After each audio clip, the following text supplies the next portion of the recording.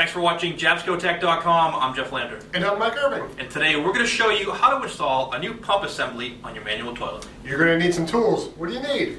Well, Mike, Phillips head screwdriver and a flathead screwdriver. I just have a flathead screwdriver, installed into a drill, a drill bit to make it quicker. And one more thing, either a bucket or a pan for some residual waste and water in your hose line. Yeah, the Phillips head, we actually have a pretty long one because it makes it a little bit easier getting down into there. The precautions, what do we need? Well, Mike, first things first, close your inlet and discharge seacocks. Yep. The other thing is too, make sure you're wearing gloves because you might be coming in contact with some human waste in the discharge hose line, some residual waste in there, so always better to be sanitary and wear gloves. And the other thing too, part number for this, 29040-3000. It will replace all current twist and lock, gray handle, and black handle manual toilets. Well, what do you say? You want to get to it? Let's do it, Mike. So before we get started, I'm going to show you what comes in the packaging.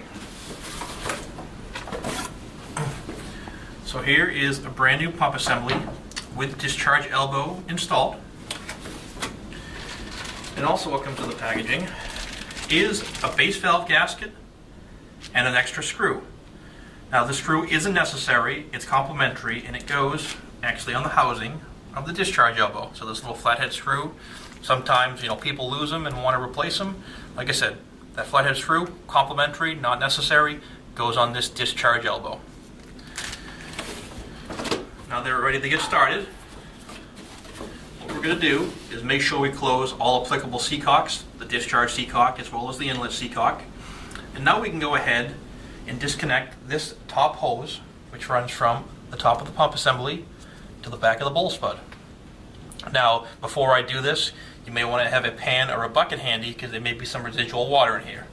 So go ahead and disconnect that, and that will free up access to the pump assembly. Next step, this is the hose that runs to your seacock. This fitting at the 45-degree angle. Again, have your bucket or pan ready for some residual water that may be in this hose line. So go ahead and pop that off. And now you've got a couple of options. You can either put this on as a direct replacement and remove your discharge hose, or what I recommend to people is to leave the discharge hose actually on the elbow and then remove the elbow from the pump assembly. Now what that will do is that will facilitate making the install, leaving the seal on the elbow tighter, because once you pull the discharge elbow off, it may be tough to put it back on. So for the case of this, what we're going to do is we're going to go ahead and remove the elbow.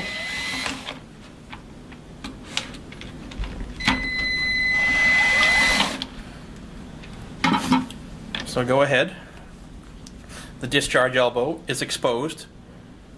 And now what you can do is when you go put the new pump assembly on, you can replace the joker valve as well.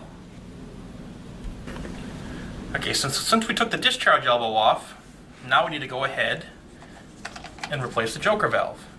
So go ahead, slide it out of your existing discharge elbow, discard appropriately. Now what we have to do is take the joker valve out of our new pump assembly.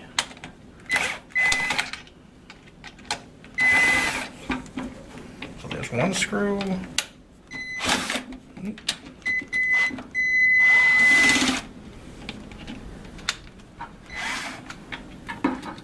Two screws.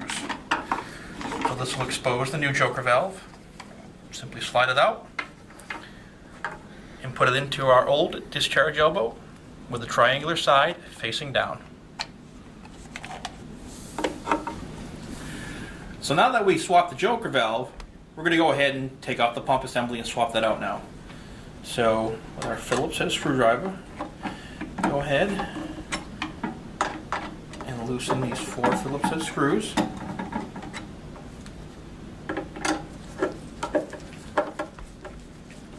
And what this will do is this will expose the base valve gasket so we can swap that out in the process. So there we go, almost done. Go ahead and collect your screws.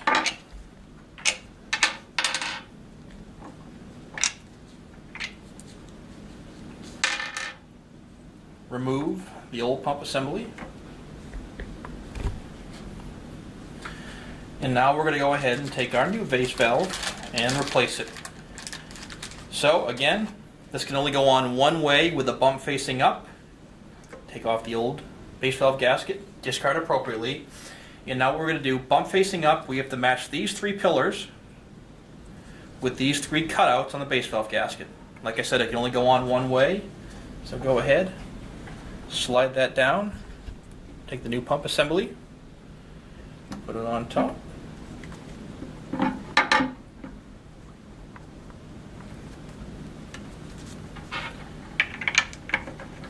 And go ahead and start screwing it down. Now one little tip, you can go ahead and finish the other 3 screws, but one little tip is don't crank these screws into the plastic super hard because you'll run the risk of cracking that plastic. Nominal hand tightness should do. So the last thing to do is attach our existing discharge elbow with hose still attached. Now just be careful because this is a 2-piece assembly and this will rotate on you. Now it's okay to rotate it because it is fully rotatable 360 degrees, to help facilitate installation, but just be aware of that. So with the 2-piece connection, go ahead, mate it up with a pump assembly, and you should hear it slide in. Now while holding it, take our 2 flathead screws, and go ahead. Now I don't go super tight with these because you run the risk of cracking the plastic. So what I'll do is I'll get a couple of threads in there and then I will finish the job, with a regular screwdriver. So the final thing is just reconnect the hoses. So again, this top fitting connects to the back of the bowl spud with this hose right here. So go ahead and slide that on. And now this angled fitting, this 45-degree angle fitting, is the connection to your water source, seacock. So go ahead and slide that hose back on there. And congratulations, we've successfully swapped out a new pump assembly. So that was pretty good. What do we say, 15, 20 minutes? Yeah, I hit that, Mike.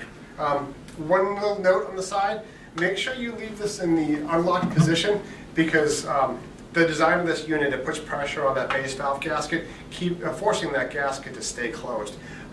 When you do the reassembly, it just makes it a little bit harder. So put it all together and then you can go ahead and lock it down and you should be good to go. Any other tips that we need to cover? No, Mike, that was a good tip that you just gave him. I think this wraps it up, Mike. What do you think? I think we're good to go. It's a pretty easy thing. Phillips head screwdriver, flathead if you need it. And then a pan or a bucket for some residual waste and water that might be in your hose line. Gloves. Don't forget the gloves. The big thing. We're coming in contact with some of the yicky stuff. I'm good. You? I'm good, Mike. Thanks a lot for watching this episode of Jabsco Tech. I'm Mike Irving. And I'm Jeff Lander. Thanks a lot. We're going to have more coming at you.